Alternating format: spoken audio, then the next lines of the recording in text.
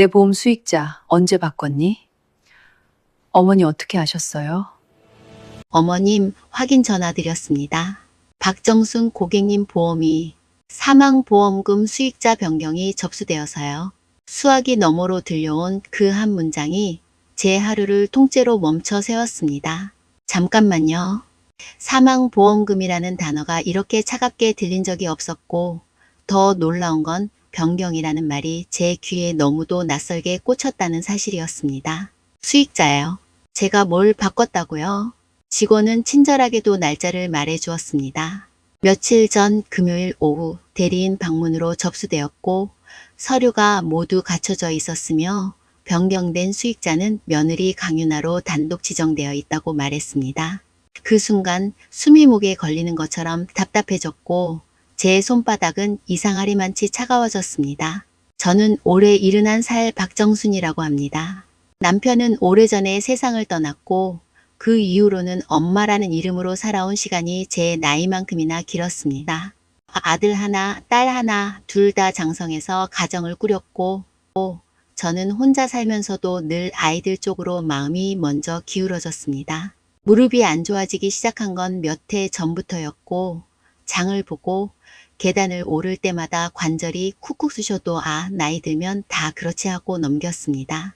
그런 제가 병원을 본격적으로 다니기 시작한 건 최근 반년쯤 되었고 그때부터 아들 넷가 유난히 자주 집에 들락거렸습니다. 엄마, 요즘은 혼자 병원 다니면 위험해. 내가 모셔다 드리게. 그 말이 고마웠습니다. 고마웠던 게 사실입니다. 그래서 저는 그들의 발걸음이 잦아진 이유를 의심하지 못했습니다.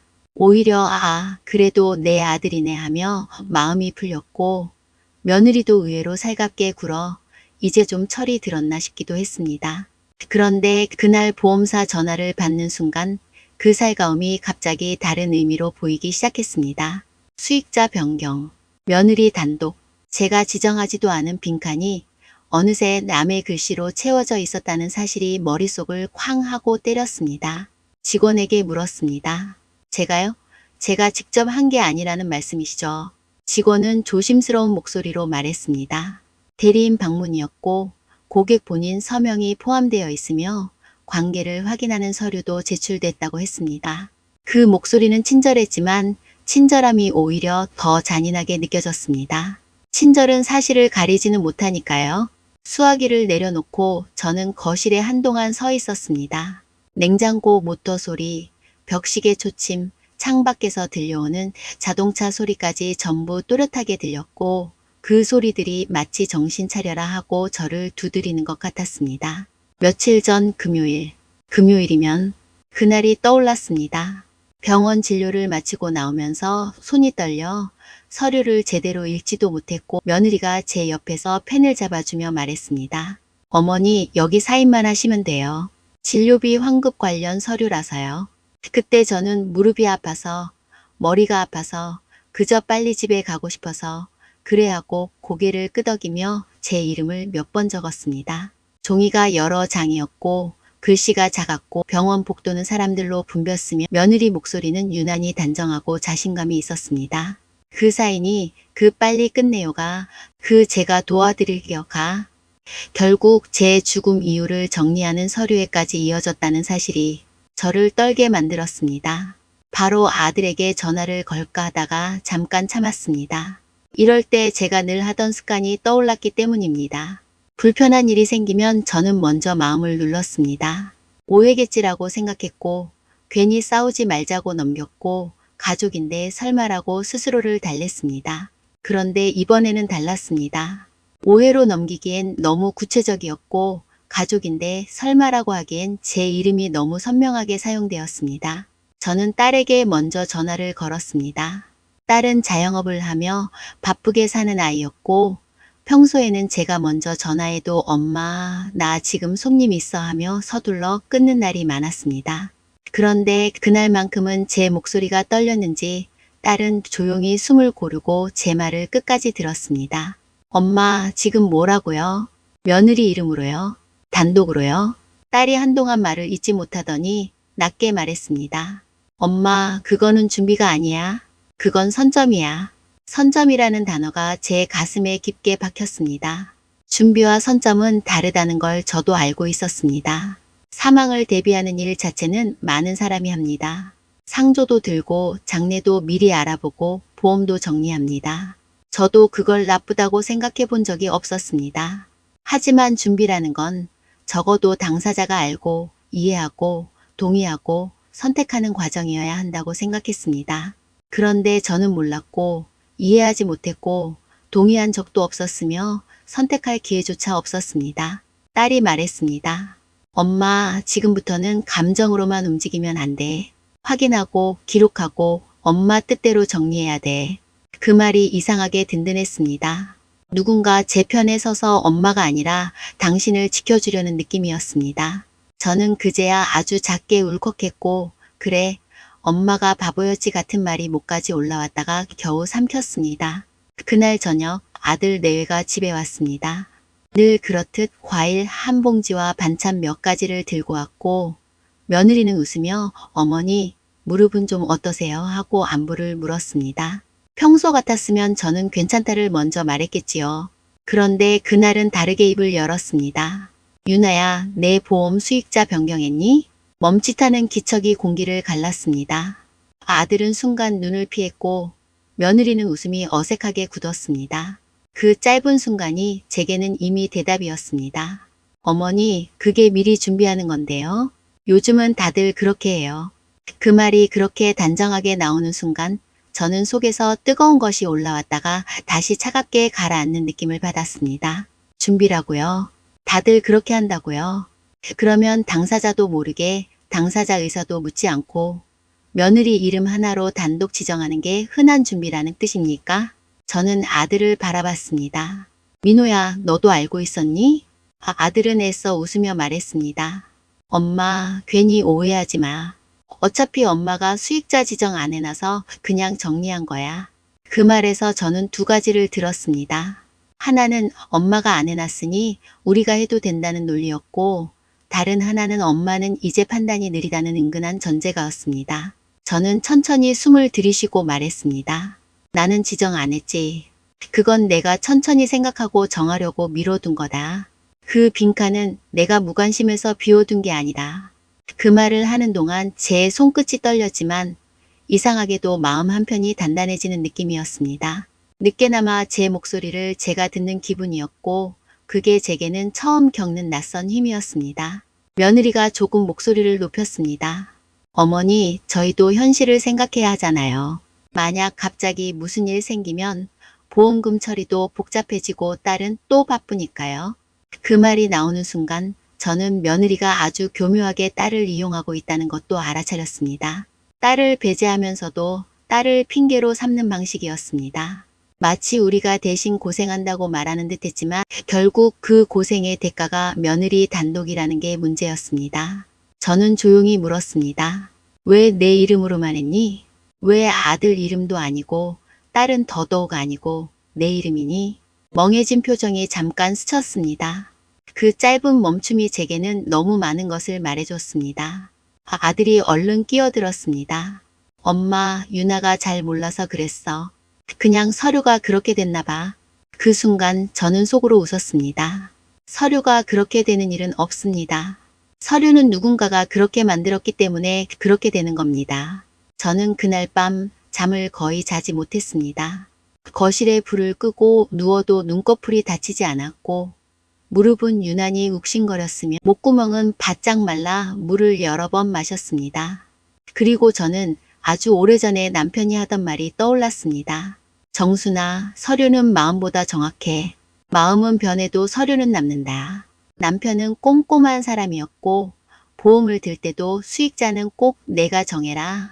나중에 가족끼리 싸움 난다라고 말하곤 했습니다. 그런데 저는 그 말을 미뤘습니다. 그때는 아이들이 아직 어렸고 그저 나중에 천천히 하면 될 것 같았고 무엇보다 우리 집이 설마라는 마음이 컸습니다. 그 설마가 이렇게 제 발목을 잡을 줄 몰랐습니다. 다음 날 아침 저는 보험사에 다시 전화했습니다. 가능한 빨리 방문 예약을 잡고 싶다고 말했고 계약 내역과 수익자 변경 서류를 확인하겠다고 했습니다. 직원은 본인 확인이 필요하니 신분증을 꼭 가져오라고 했고 대리인 업무가 들어간 기록도 함께 확인해 주겠다고 말했습니다. 그 전화 한 통을 끊고 나서 저는 딸에게 메시지를 보냈습니다. 엄마 오늘 보험사 간다. 같이 와줄 수 있니? 딸은 오후에 시간을 내겠다고 했고 그 답장을 보는 순간 마음이 조금 가벼워졌습니다. 누군가 내 옆에 있다는 사실이 이렇게 사람을 살게 합니다.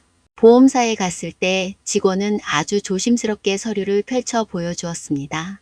수익자 미지정 상태였던 계약, 며칠 전 접수된 변경, 제출된 관계 서류, 그리고 접수 당시 작성된 위임 관련 서류가 있었습니다. 저는 서류를 보며 천천히 물었습니다. 이 서류들 제가 직접 설명을 듣고 작성한 게 아닙니다. 누가 제 옆에서 대신 설명을 했고 누가 제 대신 결정을 했습니다. 이 변경을 철회할 수 있습니까? 직원은 가능하다고 말했습니다.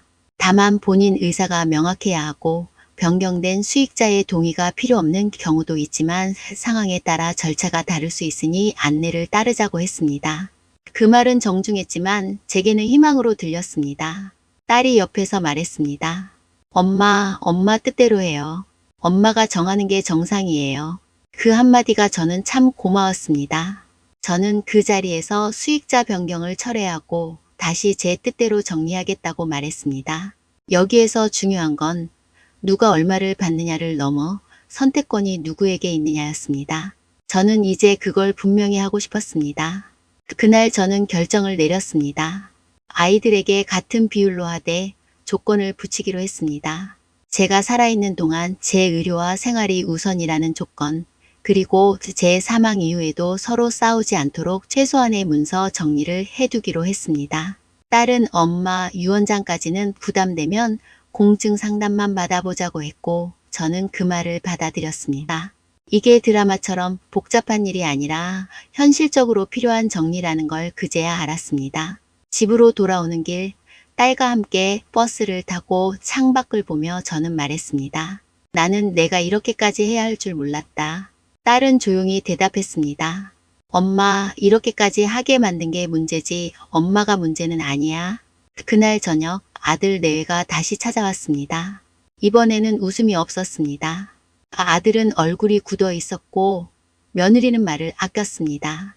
엄마, 보험사에서 연락 왔어. 수익자 변경이 철회됐다고 왜 그랬어?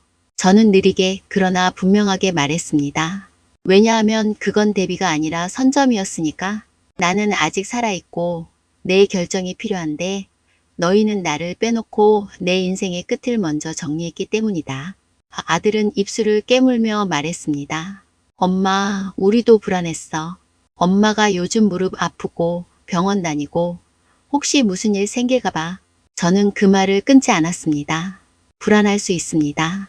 자식이니까 그럴 수 있습니다. 그런데 불안이 사랑이 되려면 그 불안을 통제로 바꾸지 말아야 합니다. 저는 차분하게 말했습니다. 불안하면 내게 말해라. 불안하면 함께 정리하자고 말해라. 불안하다고 해서 내 모르게 서류로 나를 정리하지 마라. 며느리가 갑자기 말했습니다. 어머니, 저희가 어머니를 버리려 한 건 아니에요. 저희도 살기 힘들어요. 그 말이 참 많은 것을 담고 있었습니다. 돈이 어렵다는 말, 삶이 팍팍하다는 말, 미래가 불안하다는 말. 저는 그 마음을 완전히 모르지 않습니다. 저는 평생 돈이 없어서 더 일했고 돈이 없어서 참고 돈이 없어서 제 마음을 접었습니다. 하지만 그렇다고 해서 저를 자금 계획의 일부로 만드는 건 받아들일 수 없었습니다. 저는 조용히 말했습니다. 살기 힘든 건 안다. 그래서 도와줄 때도 있었다. 하지만 내 죽음까지 너희 계획 안에 넣는 순간 그건 도움도 아니고 가족도 아니다. 아들은 눈이 붉어졌습니다. 엄마, 미안해. 나는 그냥 엄마가 늘 괜찮다니까 괜찮은 줄 알았어. 그 말이 제 마음을 잠깐 흔들었습니다. 제가 늘 괜찮다를 말해왔던 이유가 떠올랐습니다. 갈등이 싫어서, 분위기 깨기 싫어서, 아이들이 힘들까봐, 그리고 무엇보다 엄마는 원래 참는 사람이라는 역할을 스스로 받아들였기 때문입니다. 그래서 저는 그날 처음으로 이렇게 말했습니다. 이제부터는 괜찮다고 먼저 말하지 않겠다. 괜찮지 않으면 괜찮지 않다고 말하겠다. 그게 나를 지키는 시작이니까. 며느리는 한동안 말이 없었습니다. 그 침묵이 아마도 패배가 아니라 당황이었을 겁니다. 사람은 자기가 해온 일이 들키면 그 일을 정당화할 말부터 찾게 되니까요. 그날 이후로 집안 분위기는 달라졌습니다. 예전처럼 자주 들르지 않았고 연락도 뜸해졌습니다. 저는 그 변화를 보며 마음 한켠이 쓰렸지만 동시에 묘하게 숨이 트였습니다. 관계가 멀어지는 게 두렵지 않다면 거짓말입니다. 그렇지만 관계를 붙잡기 위해 제 존엄을 내어줄 수는 없었습니다. 딸은 그 뒤로 더 자주 연락을 했습니다. 엄마, 오늘 무릎은 어때? 엄마, 약은 챙겨 먹었어. 엄마, 혹시 또 서류 같은 거 있으면 나한테 먼저 말해. 그 말들이 제게는 관리가 아니라 존중으로 들렸습니다. 아들 내외가 하던 말은 늘 우리가 할게요 였고 딸이 하는 말은 엄마가 결정해요 였습니다. 둘의 차이가 이렇게 클 줄은 저는 몰랐습니다. 시간이 조금 더 흐른 뒤 아들이 다시 찾아왔습니다. 이번에는 혼자였습니다. 며느리 없이 과일 봉지도 없이 그냥 두 손을 비운 채 서 있었습니다. 엄마, 나 좀 들어가도 돼. 저는 고개를 끄덕였습니다. 아들은 거실에 앉자마자 한참을 말이 없다가 낮은 목소리로 말했습니다. 엄마, 나 요즘 잠이 잘 안 와. 엄마 생각하면 내가 너무 못됐다 싶어서. 저는 그 말을 듣고 한동안 대답하지 않았습니다. 미움이 가라앉았기 때문이 아니라 제가 그 말을 어떻게 받아야 할지 몰랐기 때문입니다. 부모는 자식의 후회를 보면 마음이 흔들립니다. 그래도 내 새끼라는 마음이 아주 오래된 습관처럼 올라옵니다. 하지만 저는 그 습관을 그대로 따라가지 않기로 했습니다. 그래서 조용히 말했습니다. 민호야, 엄마는 너를 미워하고 싶지 않다. 다만 엄마를 당연하게 대하지 마라. 엄마 인생의 끝을 너희가 편한 방식으로 정리하지 마라. 아들은 고개를 숙였습니다. 응, 엄마. 그날 내가 왜 그랬는지 나도 모르겠어. 유나가 그러는데 우리가 너무 힘들다는데? 엄마 보험이 빈칸이라는데? 그 말들이 쌓여서 내가 그냥 그 말을 들으며 저는 알았습니다. 사람은 악해서만 남을 해치지 않습니다. 자기 사정이 급해지면 자기 합리화를 먼저 만들고 그 합리화에 가장 약한 사람부터 끼워 넣습니다. 그 약한 사람이 엄마인 경우가 너무 많습니다. 저는 아들에게 마지막으로 한 가지를 분명히 했습니다. 엄마는 너희를 버리지 않는다. 하지만 너희도 엄마를 이용하지 마라. 이 관계는 사랑으로 유지돼야지 필요로 유지되면 결국 망가진다. 아들은 눈물을 훔치며 고개를 끄덕였습니다. 그날 밤 저는 혼자 밥을 지어 먹었습니다. 김치가 좀 쉬어도 괜찮았고 국이 좀 싱거워도 괜찮았습니다. 누가 잔소리할 사람도 없었고 누가 표정으로 평가할 사람도 없었습니다. 저는 밥을 한 숟갈 뜨며 생각했습니다. 이 평화가 내 것이었구나. 그리고 저는 여러분께 꼭 한 번은 말씀드리고 싶습니다. 보험이나 장례를 미리 준비하는 것 자체는 잘못이 아닙니다. 오히려 많은 어르신들이 자식들에게 짐이 되지 않으려고 스스로를 위해 준비해 오셨습니다. 하지만 정상적인 준비는 내가 어떤 선택을 했는지 내가 알고 있고 그 결정의 중심에 내가 서 있는 경우입니다. 문제가 되는 준비는 살아있는 사람을 빼놓은 채 서류부터 먼저 움직이고 당사자는 뒤늦게 결과만 통보받는 경우입니다. 준비는 존중 위에서 이루어져야 하고 그 존중이 빠진 순간 대비는 관리가 되고 관리는 통제가 됩니다. 제가 겪은 일은 거창한 사건이 아니었습니다. 누가 저를 길에 버린 것도 아니고 경찰차가 온 것도 아니고 세상이 떠들썩한 재판이 열린 것도 아니었습니다. 그렇지만 저는 그 조용한 서류 한 장이 어떤 비명보다 더 무섭다는 걸 알게 되었습니다. 서류 한 장은 사람을 살아있어도 끝난 사람으로 만들 수 있습니다. 그래서 더더욱 내 이름이 적힌 것들은 내가 직접 확인해야 합니다. 이제 저는 무릎 치료를 계속 받으면서 제 삶을 조금씩 제 손으로 정리하고 있습니다.